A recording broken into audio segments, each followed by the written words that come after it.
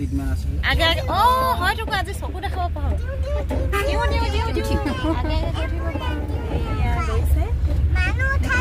কি কৰোগে আপোনালোকক ভিডিঅ'টো শেষলৈকে চাব একদম মুখৰ কথা ওলমাই লৈছো মেলি ললো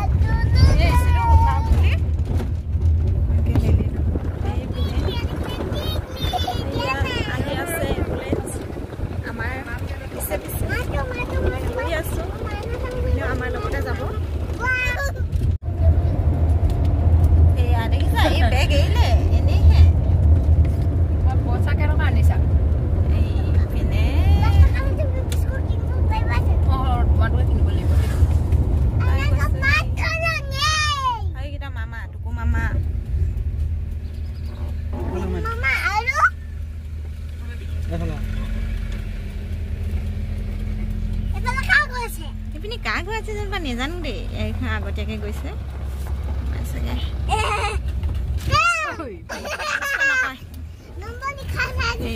চাওক এইপিনে গৈ আছো ৰখিছো খুইদে দোকানলৈ গৈছে দোকান এদিনীয়াকে অহা ঘৰলৈ তেনেকে নাহা আমাৰ ঘৰলৈ আজি প্ৰথম আহিছে নদী কিনাৰ ৰাস্তা হয় ইয়াত মানুহ দেখিছে এইপিনে গৈ আছো এয়া চাওঁ চবেই ৰাখিছে চিত্ৰাংকন প্ৰতিযোগিতা হৈ আছে ইয়াত মানুহ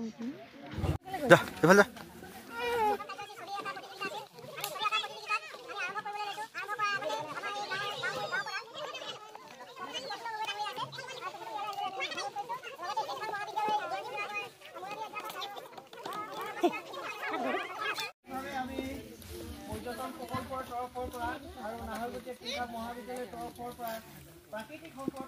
এটি লাকি বেম্বু বুলি কয় আমি এটি পুলিয়ে গাঁও প্ৰধানক আগবঢ়াবলৈ বিচাৰিছোঁ আৰু আগবঢ়াব আমাৰ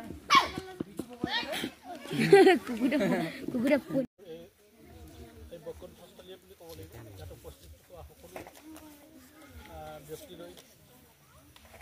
মোৰ আন্তৰিক শুভেচ্ছা জনাইছোঁ এই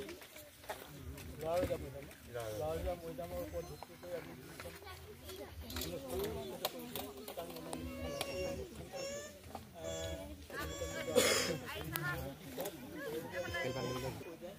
তাৰ বাবে মোৰ অনুৰোধ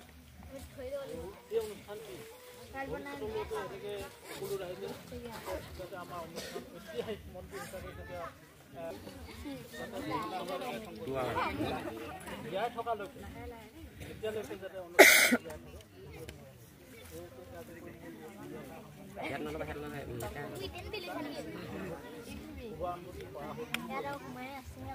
গাঁও প্ৰধান দিবলৈ অশেষ ধন্যবাদ জ্ঞাপন কৰি আজি ইমান এই অনুষ্ঠান ইমানতে সামৰণি মাৰিছোঁ ধন্যবাদ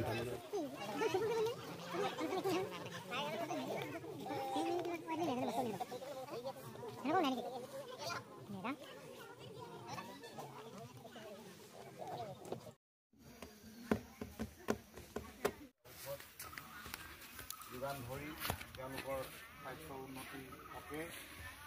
কিছু সকাহ পাওক বুলি ভাবি আজি চিন্তা চৰ্চাই পিনে গৈ আছো আজি কি কাৰণে আহিছো এয়াই আৰু কলম দি দিলে এইটো এটা মৈদাম এইপিনে এটা মৈদাম এই অলপমান ওখ হৈ আছে এয়া আজি এইকেইটাৰ কাৰণে মানুহবোৰ গোট খাইছে মিটিং হৈছে কিহৰ মৈদাম তাকে উলিয়াব এনেকৈ সৰুৰ পৰা আমি শুনি আছোঁ ল'ৰা ৰজা মৈদাম বুলি এতিয়া তাকে কৈছে এইডোখৰ জেগা নোহোৱা দেখি তালৈ নিলে তাত আকৌ চকুৰ ডক্তৰ আহিছে চকু দেখাব লাগিব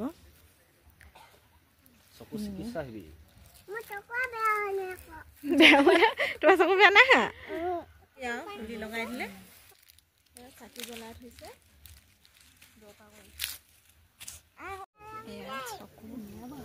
চকুৰ চিকিৎসা কৰি আছে এইপিনে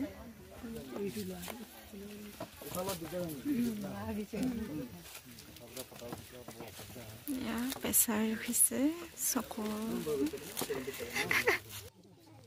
পিনে পাপাক দেখাই আছে মোৰ ঘৰ এই মৈদাম মালিক তাৰ এই মৈদাম কেইটা মোৰ বাৰীতে আছে তাৰ আৰু নামটো কওকচোন মোৰ নাম টিকেশ্বৰ চুতীয়া বস্তু আনিছে ককা এতিয়া 62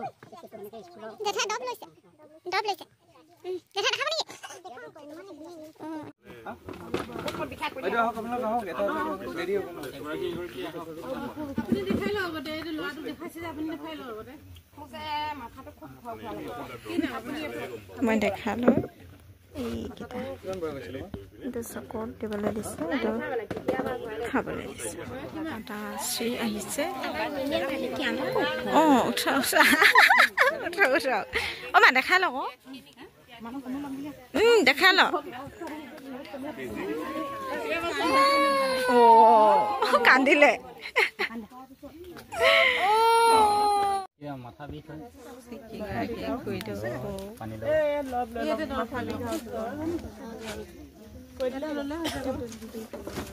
মাথা বিষ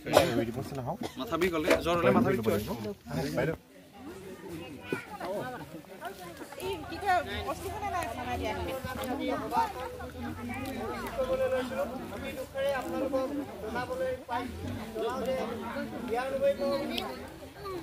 বিধানসভা সমষ্টিৰ সন্মানীয় বিধায়ক প্ৰিয়ংক গগৈদেৱে তেখেতৰ ব্যক্তিগত কামৰ অসম চৰকাৰৰ কামৰ আহিব নোৱাৰিলে নহাত আমি এই কাৰ্যসূচীটো আগবঢ়াইছোঁ আমি সভা আকাৰে আজি সভাখন অনুষ্ঠিত কৰিবলৈ আগবাঢ়িছোঁ গতিকে আজি সভাখন পৰিচালনা কৰিবৰ কাৰণে নাহৰকটীয়া মহাবিদ্যালয় বুৰঞ্জী বিভাগৰ মুৰব্বী অধ্যাপক দীপাংকৰ গগৈদেৱক মই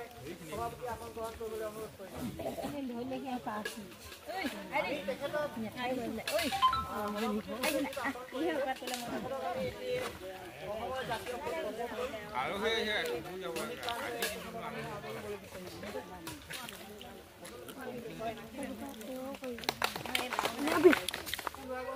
আপোনালোকৰ ওচৰত উপস্থিত আছে বাইদেউ আহোমৰ ৰাজত্বকাল কৰুণ নায়ক তেখেতে লিখিছে আৰু তিনিখাঙৰ দুইখনীয়া ইতিহাসৰ ৰত্নশালী এইখন যদি পঢ়ে আপোনালোকে ইয়াৰ মৈদামৰ বিষয়ে গম পাব মই যিহেতু আপোনালোকৰ কিতাপখন লৈ আনিছোঁ কিছুমান কথা ওলাই আছে যে হয় নহয় কিবা কথা সেইটো কাৰণে গোটেই কিতাপখনেই লৈছোঁ গতিকে লেখিকা ইয়াত উপস্থিত আছে তেখেতকো আমি আদৰিবলৈ বিচাৰিছোঁ এয়া উৰ্মিমলা বন্ধিয়া ফুকন বাইদেউ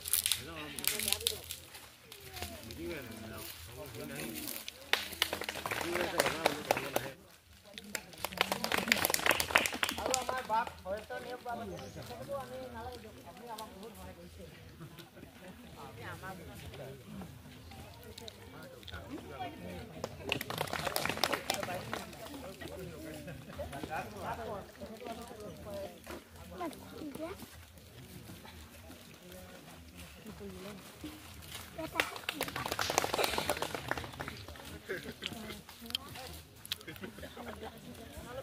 তেখেত হৈছে টিকেশ্বৰ চুতীয়া তেখেতে ইমান দিন আমাৰ ইয়াৰ লগত মৈদামটো ৰখীয়া হৈছে আৰু তেখেতক আপোনালোকক মই চিনাকি কৰি দিবলৈ বিচাৰিছোঁ আৰু মই তেখেতক নিজে দিবলৈ গৈ আছোঁ আৰু তেখেতক আমি ইয়াত আসন গ্ৰহণ কৰিবলৈ অনুৰোধ কৰিছোঁ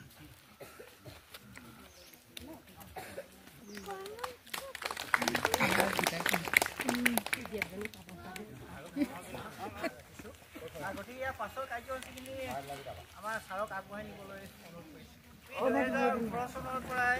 পুৰণি ঐতিহাসিক বুৰঞ্জী প্ৰকৃত সম্পদসমূহক সংৰক্ষণ দিবলৈ আমি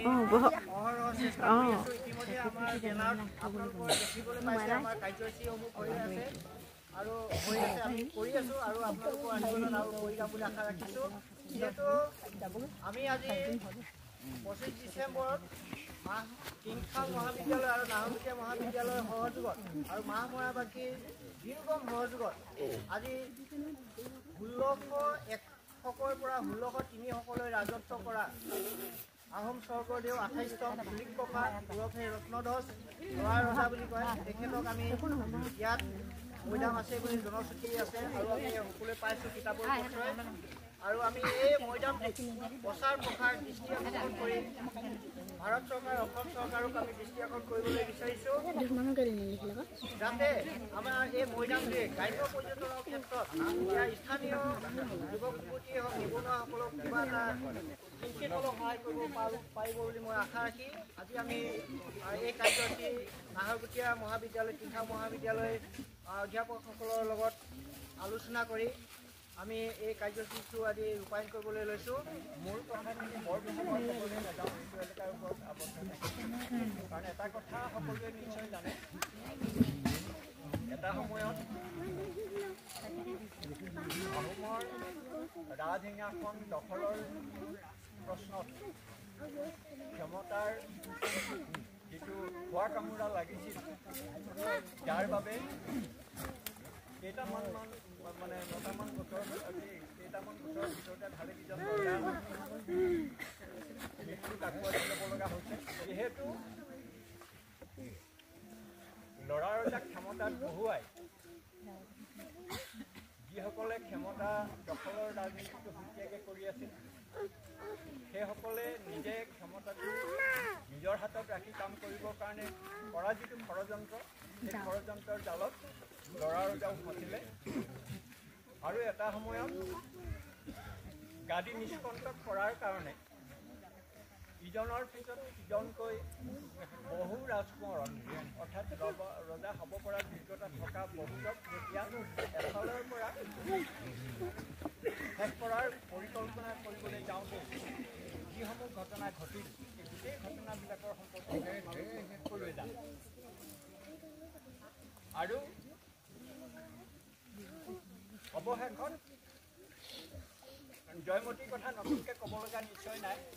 জয়মতী কি অৱস্থাত কেনেধৰণে শাস্তি কৰিলে, তাৰপিছত চুকাফাই প্ৰথম আহি য'ত ভৰি দিছিল সেই এলেকাৰ পৰা, অৰ্থাৎ এতিয়াৰ ডেকাপানী এলেকাৰ পৰা এইফালেদি আমাৰ চুৱাঙলৈকে সমগ্ৰ অঞ্চলত এতিয়া নামৰূপ ৰাজ্য। আৰু এই নামৰূপ ৰাজ্যৰ উজনি অংশটোক কলীয়া পানী হিচাপে ব্যৱহাৰ কৰাৰ কথাটো আপোনালোকে সকলোৱে জানে, যিহেতু আনকি ল'ৰা ছোৱালীবিলাকেও যথেষ্ট পৰিমাণে জানে। গতিকে এইটো এলেকালৈ কেৱল ল'ৰা ৰজা বুলি নহয়, তাৰে বহুজনক বিভিন্ন অপৰাধত নামৰূপত নিৰ্বাসন দিয়া হৈছিল। আৰু সেই ৰাজকুঁৱৰসকলো এইটো এলেকাতে ল'ৰা ৰজাক ইয়ালৈ নিৰ্বাসিত কৰাৰ আগতেও বহু ৰাজকুঁৱৰ এইটো এলেকাত তেনেধৰণে নিৰ্বাসিত হৈ আছিলে। যিহেতু নামৰূপ বুলি ক'লে সমগ্ৰ এলেকাটো বুজায়, গতিকে তেওঁক হত্যা কৰাৰ জেগাটো এইটোও হ'ব পাৰে। দুটাই কথা আমাৰ মনলৈ অহা ধাৰণা, সেই যিকোনো দুটাৰ এটা হ'ব পাৰে। নহ'লে নামৰূপত হত্যা কৰি ইয়ালৈ লৈ অহাৰ কোনো যুক্তি থাকিব নোৱাৰে। যদি চৰাইদেউত থকা ৰজাসকলক মৈদাম দিয়াৰ যিটো জেগা, সেই জেগালৈ নিবলগীয়া হ'লে ইয়ালৈ যদি আনিব পাৰিলে তালৈও নিয়া হ'লহেঁতেন। কথা হৈছে ইয়াত দুটা মৈদাম আছে বুলি মই সেই বুৰঞ্জীৰ যেতিয়া প্ৰথম আদিপাঠ আৰম্ভ কৰিছিলোঁ তেতিয়া শুনা পাই মই ইয়ালৈ আহিছিলোঁ চাবলৈ। আৰু আহি এই মাটিডৰাৰ যিজন মালিক, যি চাহ খেতি কৰি আছে, তেখেত টিকেশ্বৰ চুতীয়াদেৱৰ চোতালত বহি আমি গোটেই কথাটো তেখেতৰ পৰা জানিবলৈ চেষ্টা কৰিছিলোঁ, মেলিছিলোঁ। তাৰপাছত মই মৈদামৰ ওপৰত এটা প্ৰবন্ধও যুগুত কৰিছিলোঁ বাতৰি কাগজৰ কাৰণে। কিন্তু মানে কথাবিলাক যেতিয়া মানে মই অনুসন্ধান কৰি কৰি আগুৱাই গৈ আছিলোঁ তেতিয়া অলপ মোৰ মানে মনৰ খোকোজা শেষ নোহোৱাৰ কাৰণে মই এই প্ৰবন্ধটো মানে প্ৰকাশ দিবলৈ ইতস্তত কৰিলোঁ। আৰু সেই প্ৰবন্ধটো এতিয়াও বোধ কৰোঁ মোৰ ক'ৰবাত নথি পত্ৰৰ মাজত সোমাই আছে, কাৰণ যিবিলাক বস্তু মোৰ সদায় সুৰক্ষিত হৈ থাকে, মই সেইবিলাক এতিয়াও মানে আঁতৰাই পেলাব নোৱাৰোঁ। সেইবিলাকৰ লগত মোৰ এটা আন্তৰিক সম্পৰ্ক গঢ় লৈ উঠিছে। আনকি মোৰ এই যিকেইখন প্ৰকাশিত কিতাপ, তাৰ পিছত যিবিলাক টোকা তৈয়াৰ কৰিছিলোঁ, সেই টোকাবিলাকো মোৰ জাপে সঞ্চিত হৈ আছে। ক'ব নোৱাৰোঁ তাৰ প্ৰতি কি মৰম উপজে, কি মৰমত মই সেই বস্তুবিলাক মোৰ গাৰ পৰা, মোৰ হেৰিৰ পৰা আঁতৰাব নোৱাৰোঁ, লাগিলে সেইখন এটুকুৰা ফটা টুকুৰা কাগজে হওক, লাগিলে উমলিয়ে যাওঁ, মই সেই টুকুৰা বোলে পেলাই দিব নোৱাৰোঁ। তেনেকুৱা এটা আন্তৰিক সম্পৰ্ক এটা গঢ় লৈ উঠে। গতিকে সেইটো ক'ৰবাত আছে। কিন্তু মোৰ খোজাটো শেষ নোহোৱাৰ কাৰণে, কাৰণ এই কথাটো নিশ্চিত হ'বলৈ নোৱাৰিলোঁ। মই বহুত পঢ়িলোঁ, এইখন পুৰণি দিনৰ কথাও পঢ়িলোঁ, আকৌ বুৰঞ্জীও অধ্যয়ন কৰিলোঁ, ক'তো এই কথাটোৰ বিশেষভাৱে মানে এটাও ইংগিত নোপোৱাৰ কাৰণে মই সেই কথাটো মানে প্ৰকাশ কৰিবলৈ মোৰ সাহস নহ'ল। কাৰণ মই এটা ভুল কথা, যদি ভুল হ'বৰ সম্ভাৱনা থাকে তেনেকুৱা এটা কথা মই প্ৰকাশ কৰাটো মোৰ মানে বিবেকে নকয়। গতিকে তেনেকুৱা দুমোজাত থাকি মই সেই প্ৰবন্ধটো তেতিয়া প্ৰকাশ কৰিবলৈ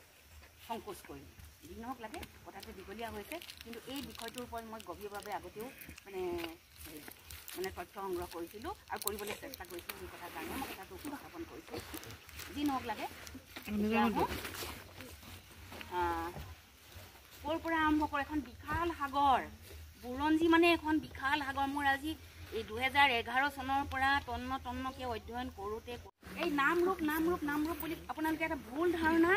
যাতে লৈ নাথাকে। নামৰূপ বুলি যাতে এতিয়াৰ যিখন ঔদ্যোগিক নগৰ, সেই নগৰখনৰ ছবিটো আপোনালোকে মনলৈ নানিব। আনিলে আপোনালোকৰ বুৰঞ্জীটো পঢ়াটো ভুল হৈ যাব। নাম ৰূপ, নাম মানে তাইৰ ভাষাত পানী, ৰূপ মানে য'ত 6টা জান প্ৰবাহিত হৈ আছে, যিটো এলেকাত, সেই এলেকাটো হৈছে 6টা জান প্ৰবাহিত হৈ আছে। সেই এলেকাটোকে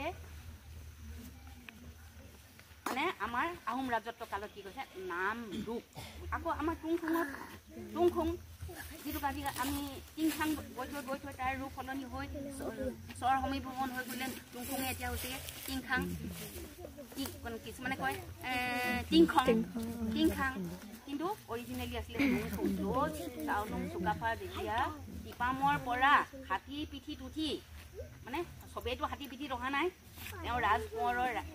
3জন ৰাজকোঁৱৰ, তেতিয়া তেওঁ 3গৰাকী পত্নীৰ লগত লৈ আহিছে। আহোঁতে 3জন ৰাজকোঁৱৰ কেঁচুৱা অৱস্থাত আছে। কেঁচুৱা মানে কি আৰু সৰু ল'ৰা অৱস্থাত আছে, এনেকৈ এইফালে দৌৰ মাৰি ফুৰা সৰু ল'ৰাটিৰ নিচিনা, সৰু অৱস্থাত আছে এই অকণমানিটিৰ নিচিনা। তেনেকুৱা ল'ৰাকেইটাক আনি যেতিয়া মানে তেওঁ এটা হাতী পিঠিত আহিলে কি হ'ব, আমাক এটা ব্ৰেক নালাগে জানো? বাকীবিলাকে বাৰু খোজেৰে আহিব, হাতীৰ পিঠিত ৰাজপুত্ৰকেইটা আহিছে, কেইজন আহিছে, তেওঁলোকক এটা ব্ৰেক নালাগিব জানো? ক'ৰবাততো পানী খাবলৈ নামিব লাগিব, ক'ৰবাততো তেওঁলোকে ৰিলেক্স হ'বলৈ নামিব লাগিব। য'তে হাতীৰ পিঠিৰ পৰা ৰাজকোঁৱৰ কেইজনক নমাই দিছে, সেই জেগাই বোলে টুংখুং। মানে আমাৰ সেই টুংখুংটো আমি য'ত এতিয়াও মানে সেই টিংখাং বুলি কওঁ, মূল টিংখাং বুলি ভাবোঁ, সেই এলেকাৰে ক'ৰবাত তেওঁ মানে তেওঁ ৰাজপুত্ৰ কেইজনক হাতীৰ পিঠিৰ পৰা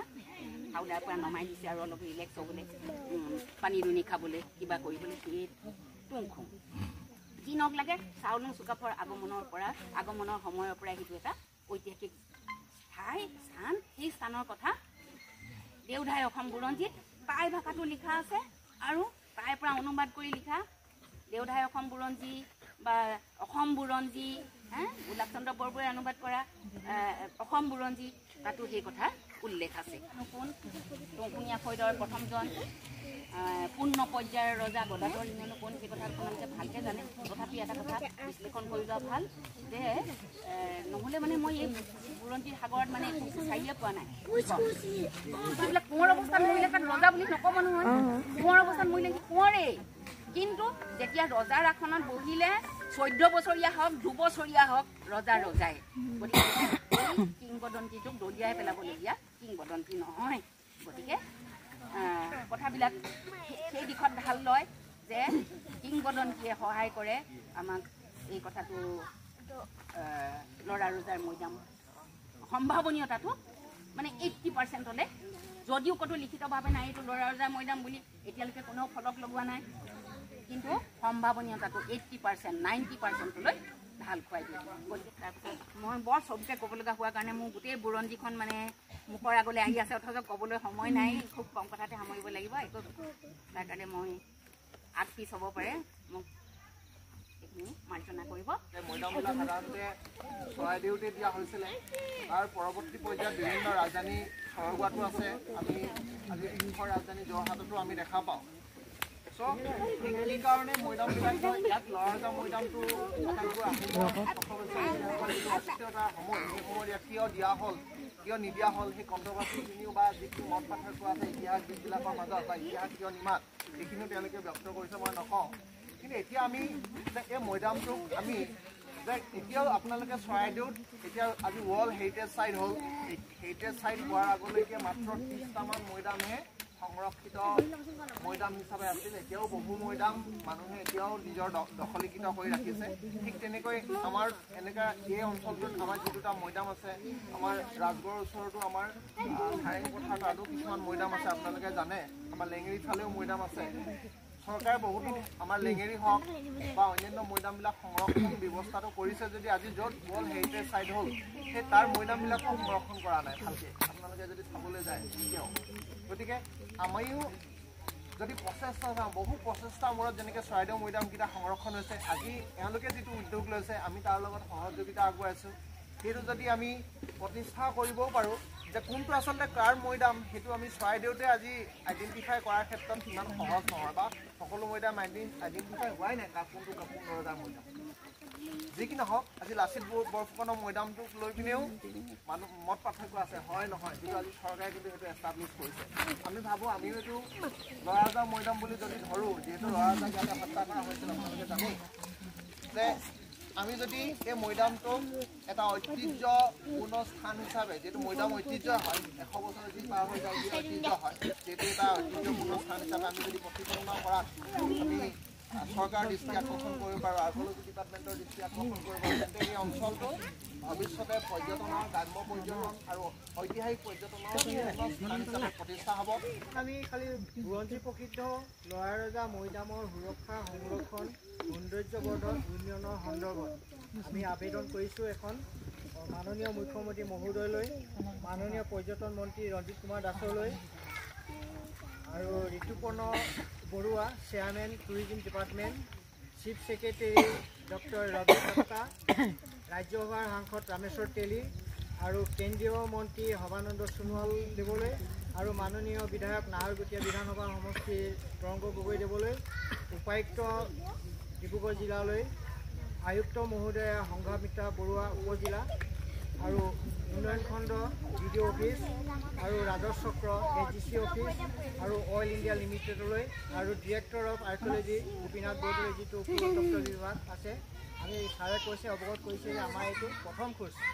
ছেকেণ্ড খোজটো হ'ব আমি পুৰাতত্ব বিভাগৰ লগত যোগাযোগ কৰি কেনেকৈ কি কৰিব পাৰোঁ সেইখিনি আপোনালোকে চহী কৰিলে যে ক'ত ক'ত যাব আবেদনখন মই আপোনালোকৰ আগত পাঠ কৰি দিলোঁ ইয়াৰ পাছৰ প্ৰতি বঁটা বিতৰণ অনুষ্ঠানটো ছাৰে আগবঢ়াই কৰিলোঁ প্ৰতিযোগিতাত প্ৰথম স্থান অধিকাৰ কৰিছে মৈদাম সম্পৰ্কে বিভিন্ন কথা আলোচনা হ'ল যিহেতু আমি অকল মৈদাম বুলি ক'লে নহ'ব এই অঞ্চলটোৰ উন্নয়নৰ ক্ষেত্ৰত মৈদামকেইটাই যিহেতু অৰিহণা আগবঢ়াব পাৰে বাইদেউ কৰি গৈছে আমাৰ আগবঢ়াই কৰি গৈছে সেই হিচাপত আমাৰ ৰাইজে যি আগ্ৰহ দেখুৱাইছে সেই আগ্ৰহ যথেষ্ট মানে আমাৰ কাৰণে শুভ লক্ষণ গতিকে আমি আশা কৰিছোঁ ভৱিষ্যতে এই বস্তুটো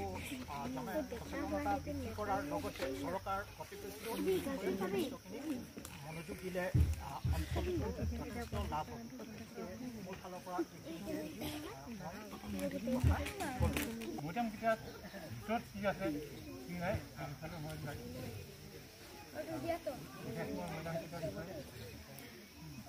ক'বও নাজানো কাৰণ এতিয়া এইখিনি মই শিকিয়ে কিছুমান কথা তাৰে কোৱা নিচিনা লোককৈ দেৱেও কৈছিলে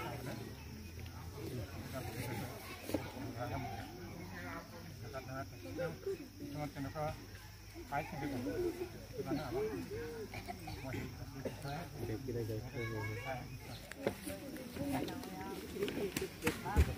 মই মই এটাই কথা ক'ব আমিতো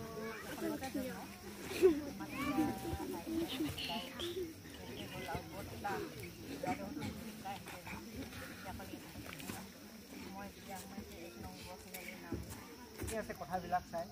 মোৰ দেখিয়ে বহুত ভাল লাগিছে মই বহুত বেলেগ দোকানত যাওঁ বেলেগ সভাত যাওঁ যে ইমানখিনি নাথাকে মানুহ গৈ গুচিয়ে যায় কিন্তু আপোনালোকে যিটো এটা আগ্ৰহ দেখিছোঁ মই সঁচাকৈ ভাল পাইছোঁ উপস্থিত থকাৰ কাৰণে প্ৰথম আপোনালোকক শলাগৰ সহায় আগবঢ়াইছোঁ ফলক অনুষ্ঠান কৰিবৰ কাৰণে মই অনুৰোধ জনাইছোঁ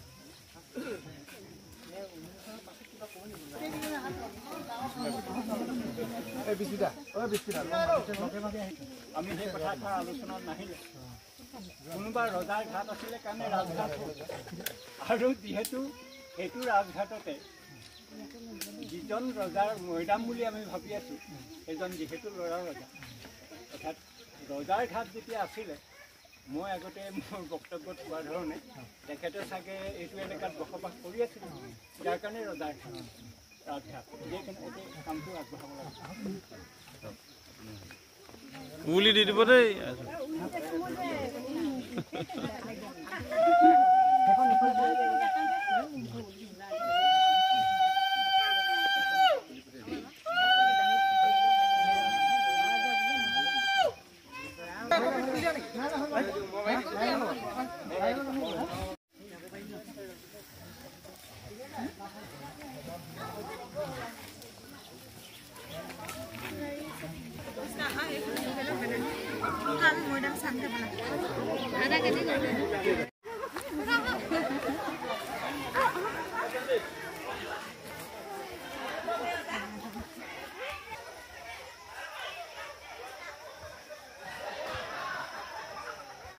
এইবোৰ মানুহবোৰ আহিছিলে চাবলৈ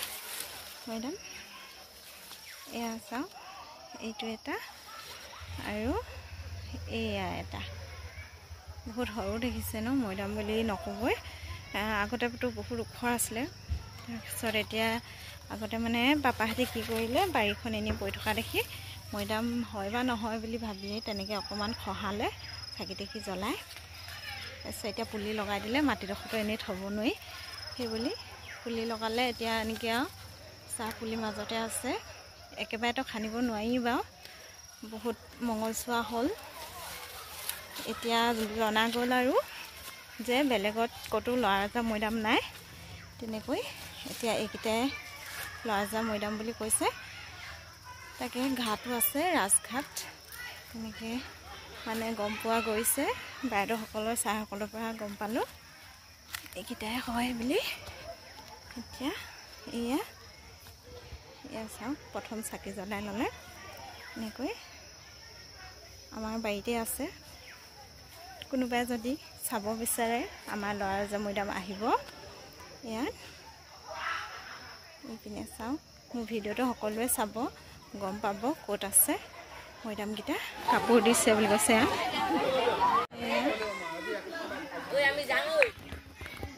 এয়া এইটো ভাবি আহিছোঁ এনেকৈ আৰু আজিৰ দিনটো গ'ল ঘৰত মৈদামৰ পৰ্ব খতম পিনে ঘৰত মানুহ বহি আছে মাহঁতে বটুৱা টিং কোৰ লৈ গৈছে চাহ দিয়া এইপিনে জেঠু এয়া পেহী এইপিনে পাপাই বিলনীয়া এইপিনে জেঠাই পেহী এইপিনে জেঠাই এইজনী আইতা এইপিনে মুঠতে ককায়েক ভনীয়েক বায়েক চব ন এইটো পিতাই বৈয়ামটো আগফালে বহাই লওক এইপিনে চব ন